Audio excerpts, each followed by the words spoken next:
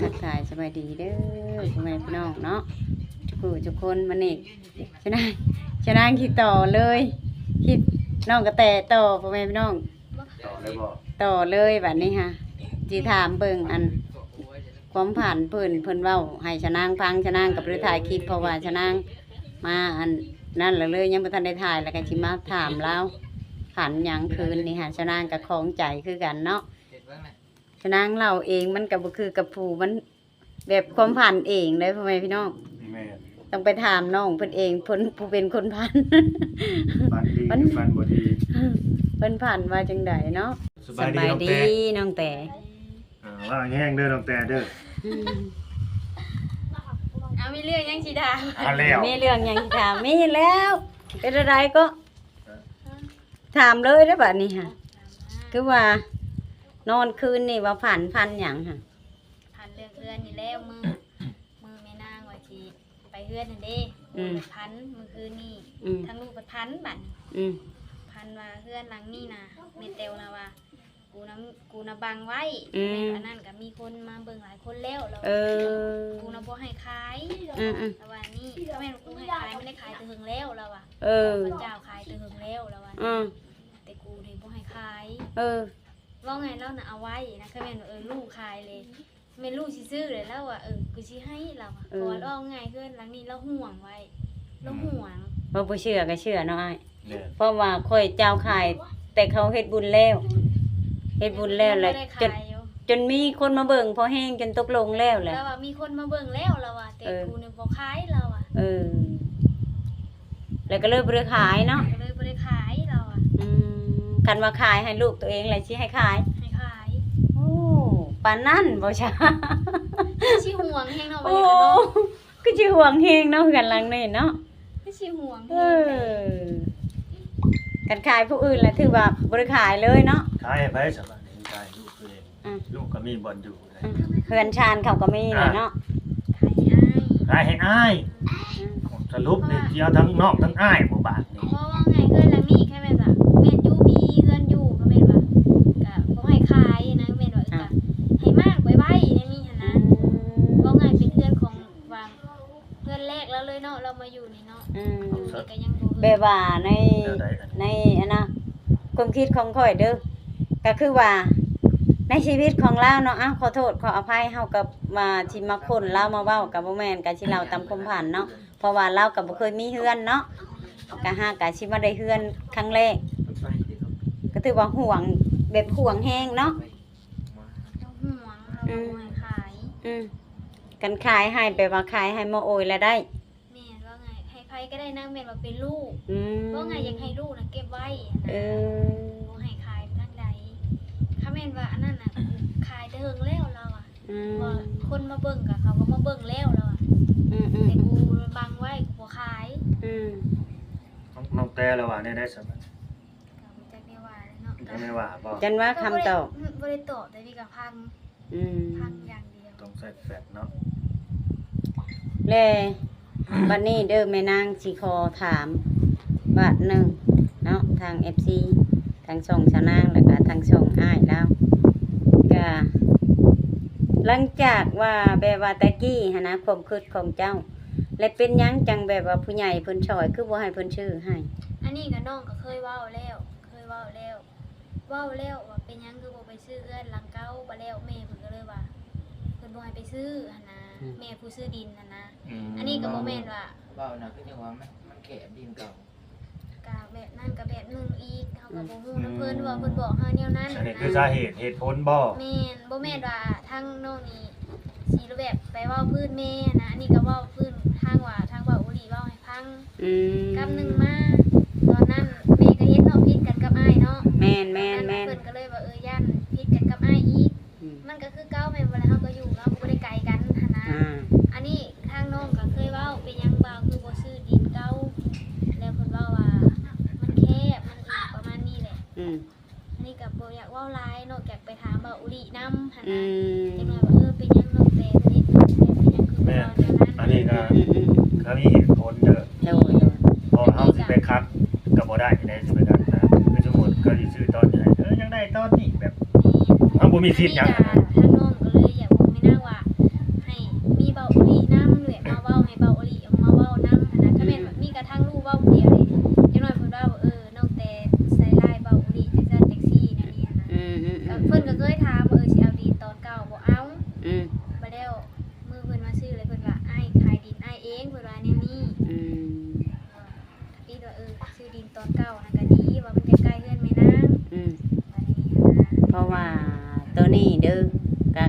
อยู่ลูกก็เว้าได้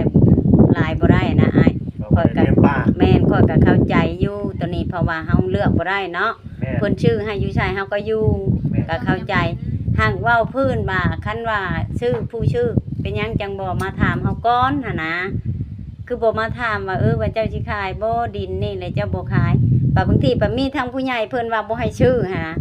ก็ค่าคือกันเราก็เนาะทางอันแล้วก็ชื่อบ่ได้เพราะว่าผู้ใหญ่เพิ่นบ่ให้ชื่อหั่นนะตัวนี้ก็ได้นี่แหละจังว่ามารู้ร่วงกันจังแบบว่าให้คำตอบเบิดทั้งสองกรรมสองฝ่ายนะน้องกระแต เพราะว่า อื่นก็ถ้าลูกไปอยู่ในวีน่ะไปถามว่ามีน้ำ โดยเพราะว่าทั้งแม่นี่เข้ากับแบบว่า เขาว่าอ้าวชะนางคือบ่ขายให้น้องกระแตเฮือนหั่นเอาเฮือนกับดินเอาข่อยก็เว้าแล้วตะกี้แม่ก็ขายให้เสมอตอนนั้นหั่นเด้แม่ก็เคยบอกแล้ว แต่แม่ก็รอท่าอยู่ว่าว่าเขาได้ยินข่าวว่าเขาสิมาชื่อคือบ่มาชื่อจักเทื่อ แม่นทบีดกับตอนว่าไปขายดินที่บ้านนุ่นสันก็ว่า นั่นแหละ แล้วสิซื้อดินเพื่อนหลังเก่า นั่นแหละ นี่เลยเพิ่นว่ามันห้องเพิ่นว่านี่นะ ก็ถือว่ามันก็จบนำนี้แล้วเนาะอ้าย แม่ เพราะว่าเพิ่นบ่ให้ชื่อแม่นละว่า แม่ เฮาก็คาชิมาติเฮาก็บ่ได้ แม่ คาชิติผู้ชื่อก็บ่ได้ บ่ได้ เพราะว่าเจ้าของเงินเพิ่นบ่ให้ชื่อ แม่ ตัวนี้แหละต้อง FC ก็ต้องเข้าใจเนาะ ซีก็ต้องเข้าใจเว้าอีหยังก็มีก็ว่ามาด่าแม่นางน้อยหนึงก็มาด่าแม่นางโอ้แม่นางแบบเราหับภาระบ่ไหวแล้วกลัวบ่ด่าหั่นนะก็รู้แบบเฮาด่าเฮาต้องเบิ่งคลิปให้มันจบก่อน สื่อโซเชียลโจมตีแม่นางเนาะแต่ นี่คือบ่ดีเลยเนาะแม่นาง เออ บ่มีเกินดีเลยเนาะบ่แบบ แบบ เป็นคนตอนแหลแบบใช้น้องกระแตนี่แบบบ่มีความหวังดีเลยนะ หากแม่นางนี่ยอมรับได้คำแม่นว่าอันนี้เว้าเนาะคำแม่นแล้วว่าบ่ให้แล้วคือบ่ให้สมควรด่าจังด่ามันสมควรย่องจังย่องหั่นนะ เอ้าหรือมีแบบบางอันหัวข้อคลิปแล้วบ่ตรงกับคลิปว่าเดี๋ยวนี้ โอ้มันก็มีอยู่ เนื้อหาหัวข้อแล้วบ่ตรงกับคลิปบ่แบบ มีอันนี้ก็มี มันสื่อไปคนละเรื่องบ่เดียวนี่หรือว่าจังได๋ มันคนละเรื่องเลยนะกะอันนี้ก็เฮาก็บ่บอกเนาะว่าคลิปไฟเลย FC คือสิฮู้เองอะนะ แม่นเลยด่ามีก็รู้แบบกดเขาเบิ่งเห็นหัวข้ออะไรมิ้นโลดนะยังบ่ได้เข้า ใส่อยังใหญ่เลย ใส่เลย ถ้าใส่แต่อย่างเดียว นี่เดี๋ยวนั่นก็รู้แบบคอแหละรู้แบบนั่นก็ ก็คือเฮือนนี่แหละก็คือแบบเพิ่นเม่นมาว่า500ก็ยังบ่ชื่อเอาก็สิให้ละล่ะก็คือสิยอมคือกันทางนี้ก็ได้เนาะเพราะว่ามันบ่แม่นของเฮาเด้จ้ะ ก็ เฮ็ คือ ดอะไร รู้ว่าแหละดินกับเพื่อนนี่แม่นางก็บ่มีสิทธิ์หั่นนะมีกับน้องเพิ่นพูดมีสิทธิ์ถ้าแม่นว่าน้องเพิ่นว่าบ่ให้อยู่เด้ออ้ายน้องแต่นี่ไล่ไปโลดแม่นางก็ต้องจำเป็นไล่แม่นบ่ล่ะแม่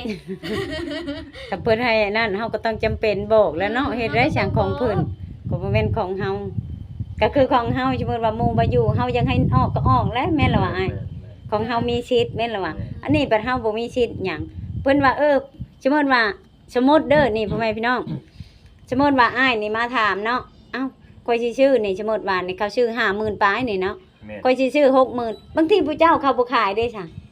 ข่อยก็ค่าเด้อนี่ค่ะเพราะว่าเจ้าของดินเขาบ่ขายแม่นแล้วอ่ะ เพิ่นก็บ่ขายแล้วเนาะ แม่นเพราะว่าตอนนั้นแหละยอมรับเพราะว่าแม่นหยังเพราะว่าเฮาเว้ากันเด้ ตอนแรก ทั้งตอนแรกอะน้องก็เคยขอกับแม่นางว่าถ้าแม่นว่าน้องมีเงิน มาขอไทยเอาได้บ่แม่มาได้สำ ตอนนั้ เก่าน ได้จำนั้น หักเพิ่นน่ะว่าเอาค่าเส้นพ่อบ้านเอา 3,000แม่น้อย แม่น เนาะ แม่น ก็เลยเอาเป็น 53,000ตอนนั้น เท่านั้นเลยเราว่าเราบ่ขอหยังหลายแล้วว่าถ้าแม่นว่าลูกสิมาเอาก็มาเอา ตอนนั้นน่ะช่วงเฮ็ดเฮือนเฮ็ดบุญหยังแล้วกันเนาะ แม่น ก็เว้ากันตั้งแต่ว่าไงตั้งแต่ตอนลงเส้นขายดินแม่ก็เราก็เว้ามีเงินแล้วก็มาไทยเอาเพิ่นก็ว่าแนวนี้ เพราะว่าข้อยก็บอกมาช่วงเฮ็ดบุญเฮ็ดชินแล้วเนาะกันว่ามีเงินมีทางผู้ใหญ่เพิ่นแล้วให้มาถ่ายเอาคืนชาลูกเอ้ยเพราะว่ามันจังได้อยู่หมู่เก่าข้อยเว้าหั่นนะก็คิดว่าคันมันถึงไปแม่ก็บ่แน่ก็บ่ฮู้นํเขาเพราะว่าหึงเนาะ จังหวะพิ่ เงินเขา ไปอีกบัดนี้เนาะ แม่นเพราะว่า คู่มือนี่ผัดเพศ คู่มื้อนี่มันเป็นแฮงเป็นราคาแม่นละว่าอ้ายเงินแบบการค้าการขายของหมู่ คือสิบ่ได้ราคาเก่าแล้ว บ่ได้บัดนี้ค่ะข้อยก็แม่นข้อยก็สิอ่านคือเจ้า เพราะว่าตอนนั้นเขาก็ให้โอกาสเลย ให้ทั้งน้องน่ะเป็นคนอยากให้น้องน่ะคิดหลายกว่านี้หันนะเพิ่นบอกเพิ่นสอนน่ะยอมรับ น้องบ่ได้เป็นคนบ่เดี๋ยวนี้ บ่ยังยังเป็นคน เพราะว่าแม่บอกค่ะแม่ก็คือแบบนี้แหละผัดบ่มีแม่เนาะพ่อก็ซ้ำว่าบ่มีได้พ่อมาอยู่ไกลบัดนี้ก็บ่มีไผบอกนอกจากแม่นางแม่นี่หันนะคื คือ FC กะคือ FC ทั้งช่องไหนก็อย่าโจมตีแม่นางร้ายหั่นนะ ก็แบบก็อย่าคอมเมนต์อันนั้นร้าย ตั้งแต่ออกมาปกป้องแม่นางเด้ออย่าให้ FC โจมตีแม่นางหลายให้เบิ่งคลิปฟังคลิปนำแหน่เบิ่งคลิปให้จบนำแหน่ประมาณนี้ เบิ่งคลิปก็อย่าอ่านร้ายว่าหัวข้ออะนะมันอันนั้นน่ะรูปแบบเพิ่นเขียนใช่ซื่อๆก็ต้องเบิ่งคลิปให้มันจบก่อนนะรูปแบบจังตัดสินใจมันสมควรด่าจังด่ามันสมควรย่องจังย่องหั่นนะ เอ้าหรือมีแบบในนี่แหละ ว่าซื้อน้ำซื้อในนี่แหละการน้ำเมืองน้ำมันนี่แหละ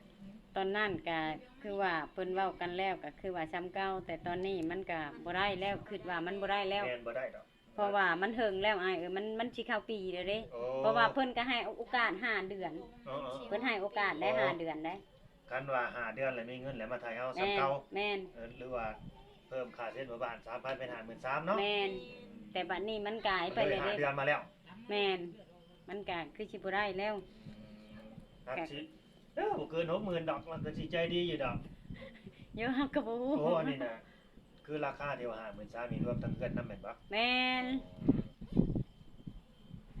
แล้วเฮาก็บ่ฮู้แต่นี่เนาะ เด้อน้องแต่เนี่ยเด้อว่าล่ะสิสมมุติคืนนี้เจ้ากับอันน้องบอยน่ะมานอนอย่างไรน้องอวยไปนอนจะสิกล้ามานอนบ่สองคนนี่ ทั้งกล้าทั้งน้องนะกล้าหักเพิ่นน่ะบ่กล้าตั้งแต่มือมาแล้ว ผัวเพิ่นบ่ได้อยู่ บ่กล้า เพราะว่าขนาดมือเฮ็ดบุญนะน้องอยู่ลงเฮ็ดกินเพิ่นยังลงน้ำหลังบ่นอนได้ อืม ว่าไงว่าแต่เมียตีงขี้นะลูกน้ำเพิ่นย่านเพิ่นว่าเพิ่นย่านเพิ่นบ่กล้า ย่านแฮงมีแต่ผัวเพิ่น เพิ่นว่าเพิ่นบ่เคยเห็นเพิ่นบ่เคยเห็นแม่เฒ่าเห็นแต่อยู่ฮู้ อืม บ่เคยเห็นแม่เฒ่า ก็เนาะก็ถือว่าบ่ให้ค่อยขายเฮือนเลย บ่ให้ขายแม่ เฮือนนี่ค่ะ บ่ให้ขาย สรุปง่ายๆก็ถือว่าฉันได้ขายแต่เฮิงแล้วอ้าย มันก็ได้ เพราะ ขาย ว่า แหละ มันข้อยกระเจ้าหลายเจ้าแล้ว เพราะว่า เว้ากันกับข่อยหาตกลง แล้วมีเจ้าหนึงจนเขาขึ้นมาเบิ่งเฮือนเบิ่งซ่าน นั่นแหละแล้วว่ามีคนขึ้นมาเบิ่งเราขึ้นฮอดเทิงเฮือนเทิง โต ซ่าน จนฮู้หาคนมาเบิ่งอีกทางนึงก็ แล้วแบบว่าไงคือเราสิอยู่นี่แม่เอ้ยหักทาง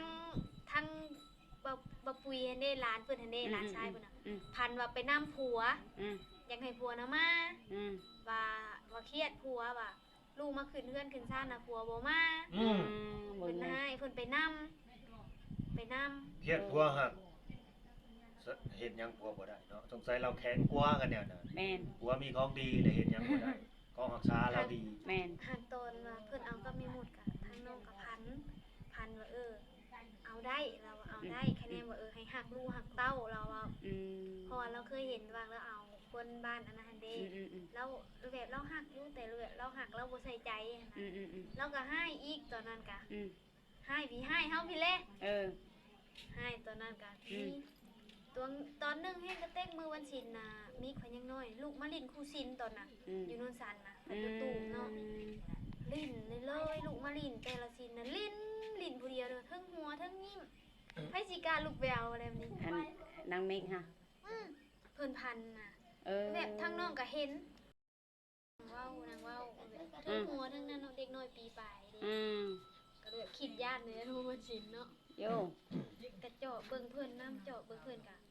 แล้วผัดจังน้อยลูกขึ้นมานอนเองได้ อืม เฮ็ดคือมีคนมาหลินน้ำเอียงน้ำ อืม ผัดกำลังเฮียนเว้าดิแม่มันน่ะแม่เมื่อไสพูนมันน่ะเมื่อปู่มันน่ะ อืม ซี่ได้ซี่ย่างมื้อนี้ว่ะย่างมื้อนี้เมื่อแล้วว่ะ เออ อืม แบบดูช่วงนั้นน่ะย่านแห้งอีหลีโป๊ตุช่วงแบบมีกำลังฮู้จะควมเนาะผู้ย่านแห้งอีหลีแต่ช่วงหนึงนั่นก็เพิ่นให้อีหลีให้รอได้ อืม จนเกือบว่าจนสิบ่ได้น้องมิกคันนี้ตอนนั้นก็ อืม แบบเพิ่นให้นั่นก็ อืม ให้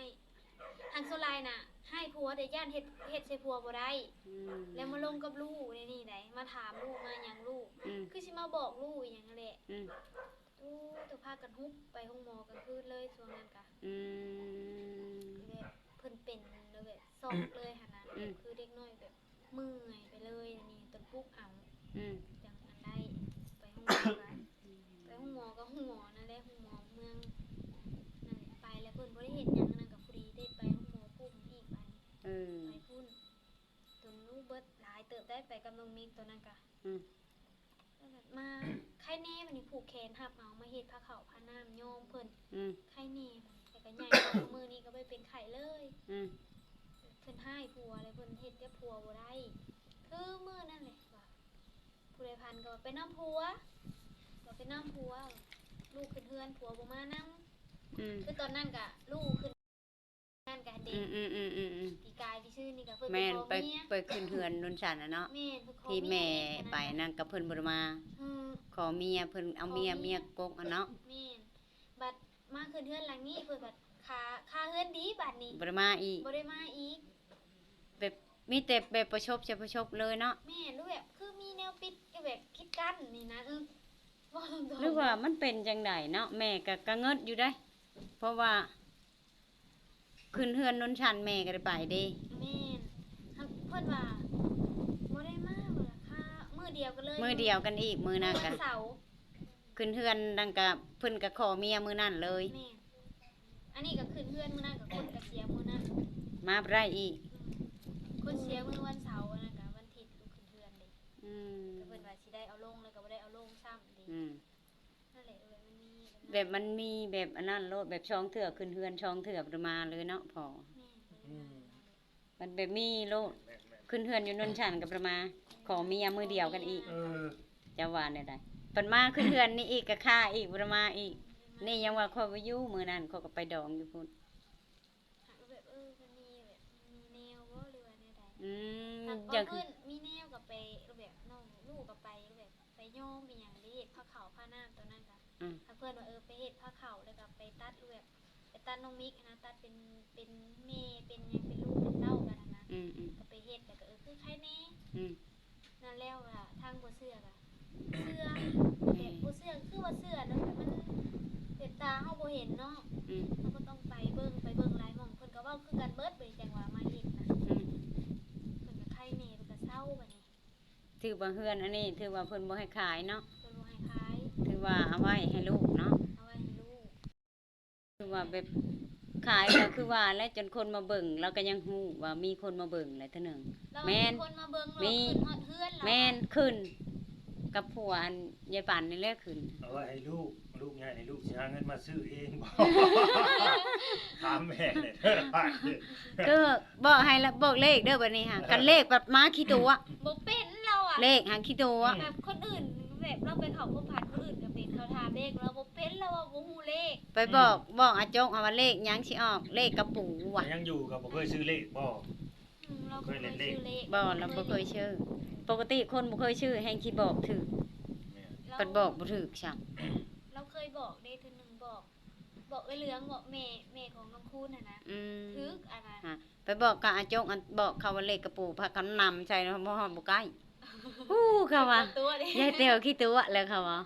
แต่ยังหัวเด้อสรุปแล้วนี่คันขายคนอื่นนี่คือสิไปขายแล้วอ้ายเฮือนเขานี่ แม่น บ่ได้ขาย เพราะว่าแบบซี่แหละมันแบบกีดกันเพราะว่าข้อยกระเจ้าขายแต่เหิงแล้วมีเจ้านึงยังว่ามาเบิ่งค่ะก็หลายคนอยู่เขาก็ว่าบ่แลสิไปเบิ่งบ่ไปแลแล้วเลยหั่นนะบ่แม่นสิว่าหากระเจ้าเขาน้องกระแตมาได้เจ้าตั้งแต่เขามาเฮ็ดบุญแล้วนั่นแหละแม่นเจ้าเลย ว่าง่ายๆคือคนเฮาคือสิจอบอยู่เด้อยายนี่สิเว้าหยังมื้อนี้ แบบว่า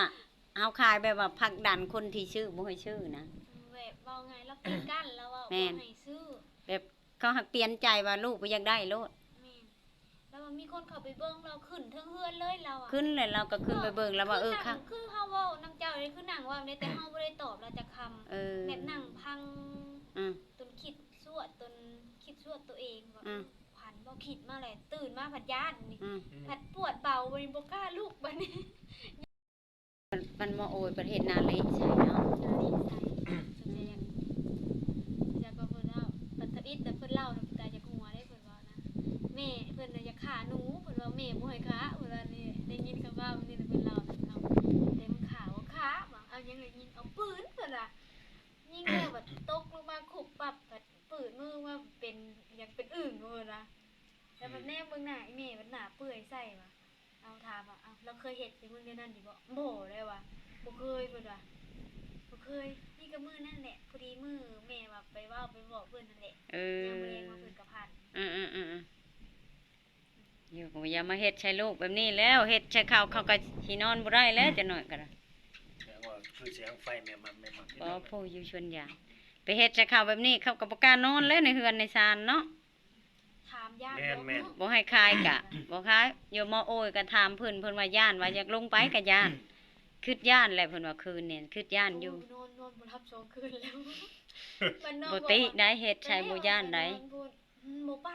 อืม ว่าไงมันอยากนอนอยู่นี่ส่วนไปนอนพุ่นก็บ่ไป เพราะว่าเพิ่นเคยนอนตะกี้บ่ได้เฮ็ดใช้เด้นอนประจำบ่ได้เฮ็ดใช้ได้ตะกี้ ลูกค้าว่าได้ยินนี่แหละข่าวว่า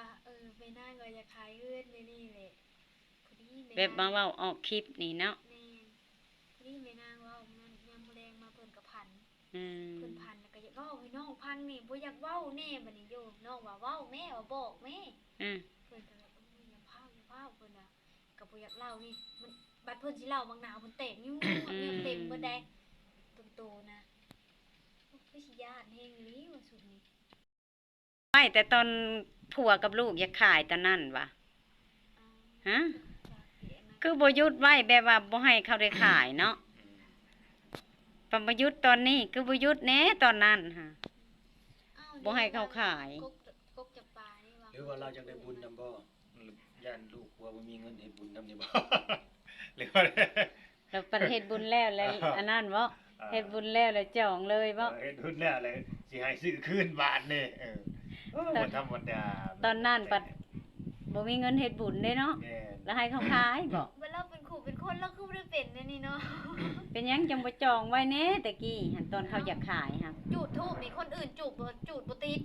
มือเคาะว่าขายดินนะแม่ อืม มีก็เฮาไปจูดติดกับเทียนผู้ใดจูดเทียนกับอันนั้นน่ะมีกระดับทูบกระดับ อืม มันเฮาไปจูด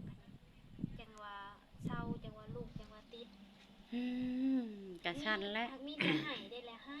ห้ตนลงมาจากเคลื่อนผิดตนมาผิดตนว่าไงตนออกย่างที่ดินจังเศร้าให้ อืมเจ้าฮะ ให้อย่างเดียวด้วยให้บ่มีสาเหตุอย่างใด อืม ๆให้น้ำตาคู่พึก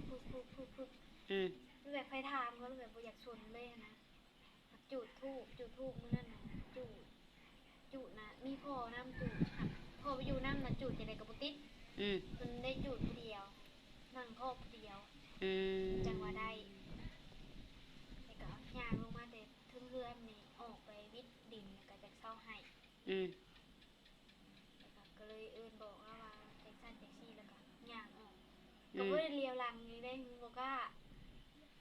เลียวหลังเลยย่างไปหน้าเลย อืมอ่ะกะชั้นแล้วจ้ะไอ้เอาแล้วเนาะ สิได้จบคลิปแล้ว มันเดึกแล้ว แม่ เนาะ น ก็เดึกเติบแล้วก็พอสมควรแล้วอันนี้ก็นะคะ แม่นว่าอยากพังแบบลายก็นี่แบบเรื่องดินแบบเรื่องซื้อดินนี่ไปถามว่าบุรีนำ อืม เพราะว่าทั้งลูกเองกับลูกตอบบ่ได้ร้ายหั่นนะ โอเคเดี๋ยวไปถามบ่าวโอลีอีก กับบ่เป็นหยังตัวนั้นเนาะ เอาก็ได้ ก็เล่าก็ฝากเนาะถึงผู้หลักผู้ใหญ่เด้อใจดีใจบุญเนาะว่าดินตอนนี้นะถ้าว่าพวกน้องเขายังมีบุญวาสนาสิได้เป็นเจ้าของที่ดินก็หวังว่าผู้หลักผู้ใหญ่เพิ่นสิยืนไม้ยืนมือก็มาซอยให้พี่น้องซื้อดินคืนไถดินคืนแต่บ่ได้ในราคาเก่าเนาะแต่ก็ยังบ่ฮู้ว่าสิเพิ่นสิเอิ้นเพิ่มเติมเท่าใดนะ แม่น ต้องให้ทั้งแม่นางน้องแต่นี่ถามน้องก่อนนะสิขายคืนเท่าใดเนาะ แม่นเฮาก็บ่ฮู้เนาะเพราะว่ามันบ่แม่นของเฮาตัดสินใจบ่ได้ แม่ เฮาก็คือว่าโทรเคลียร์กับเพิ่นว่าเพิ่นสิขายเท่าไหร่แต่บ่ฮู้ว่าเพิ่นสิขายบ่ขายอีกตอนนี้ค่ะ แม่เพิ่นสิขายคืนเท่าใดแล้วก็สิให้ฝากทั้งน้องแต่นี่ไปบอกแม่เพิ่นบัดนี่เนาะว่าราคาเท่าใด ให้แม่เพิ่นหาเงินมาซื้อบัดกับลูกเนาะ แม่น ให้เรามาบอกจัก3โตก็ได้เด้อหรือว่า6โตนี่400ล้านนี่เด้อ โตมาได้ เอา4โตก็ได้นะ 4โตก็จุบเลยเนาะ โอ้ย4โตก็จุบแล้ว เนี่ยนั่นก็บ่โคไลโค3ซะ ขอ3โอเคอยู่ดีมีแฮงพี่น้อง ถ้าแม่นว่าอยากได้ดินคืนนะ แม่นก็จบคลิปสบายดีน้องแต่ สบายดี โดย โดย เชื่อว่าไท นี่ ย เนาะพ่อแม่พี่น้องชะนางกะมาได้มาถ่ายคลิปน้องกระแตคลิปที่2 ถ่ายน้องกระแตพ่อแม่พี่น้องกะตอนชะนางถ่ายนั่นชะนางก็คือว่า อันมาทางที่ คือว่าอันไปถามเรื่องเพื่อนนะนี่ชะนางกะมาถามเรื่องน้องกระแตนอนเมื่อคืนเพิ่นพันเห็นแม่เพิ่นแม่งอันนี้ครบก็ได้ว่าอันบ่ให้น้องกระแตขายบ้าน เพราะว่าบ้านที่เขาอยู่เมื่อก่อนแหละพ่อแม่พี่น้องเนาะเอาชะนางก็เว้าไทยกลับไปกลับมาเพราะว่าชะนางหันชาเจ้าขายตั้งแต่เพิ่นก่อนเพิ่นยังบ่ทันได้เฮ็ดบุญชะนางเจ้าขายแล้ววันนี้หลังจากเพิ่นเฮ็ดบุญแล้วก็มีคนมาเบิ่งแล้วเฮือนหันเพราะว่าชะนางเจ้าไป 7,000 และ 6,000 และเขาตกลงกันแล้วพ่อแม่พี่น้อง 6,000 บาท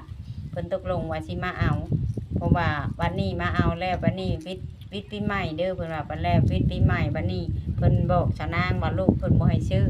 ลูกเพิ่นให้เฮ็ดเฮือนเวลาพ่อแม่พี่น้องเพิ่นก็เลยบ่ได้ซื้อเฮือนนี่ค่ะก็เลยย่าแล้วมาได้ยินน้องกระแตเว้าชะนางก็เลยมาถามในคลิปให้ FG เห็นว่าเป็นจังไดความพันเพิ่นก็คือว่าความพันเพิ่นก็คือแบบว่าเพิ่นผ่านมาแม่เพิ่นบ่ให้ขายแหละพ่อแม่พี่น้องชะนางก็แล้วแต่บุคคลผู้เชื่อเนาะบางคนก็เชื่อว่ามันแม่นอีหลีเพราะว่าเพิ่นบ่ให้ขายก็ถือว่าแบบเพิ่นก็บ่ให้ขายแหละพ่อแม่พี่น้องก็ถือว่าเฮาก็บ่ได้ขายแบบซี่แหละก็คืออายเพิ่นถามเรื่องดินเรื่องดอนตัวนี้ชะนางก็ให้คำตอบบ่ได้เด้อพ่อแม่พี่น้องเพราะว่ามันบ่เป็นของเฮาเพราะว่าเป็นของน้องทั้งเฮือนทั้งดิน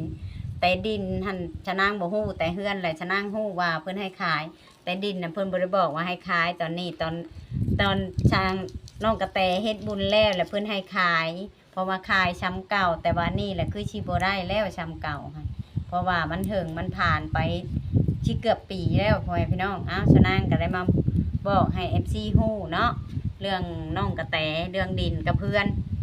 ก็มาเล่าความพันน้องกระแตแหละเอ้าก็บอกข่าวๆเรื่องดินนี่แหละเพราะว่าอ้ายเราถามทางเบาเล่าถามพ่อแม่พี่น้องว่าดินหันเพิ่นสิขายเท่าใดชะนางก็ตอบว่ายังบ่ฮู้ต้องได้ถามกับน้องก่อนว่าเพิ่นสิขายบ่บางทีเพิ่นบ่ขายก็มีอันนี้เนี่ยนะพัดสำหรับคลิปนี้ก็เนาะพ่อแม่พี่น้องชะนางก็สิฝากทางผู้ใหญ่ใจดีมีใหญ่ใจดีทุกท่านเนาะที่เข้ารับชมและติดตามคลิปของชะนางก็กดไลค์กดแชร์กดกำลังใจให้ชะนางก็บ่คำโฆษณาเด้อพ่อแม่พี่น้องก็ฝากกดติดตามให้ชะนางแน่จะเข้าเบื่อชะนางเด้อพ่อแม่พี่น้องตัวใดชะนางว่าผิดก็ขอโทษขออภัยเด้อพ่อแม่พี่น้องเบิด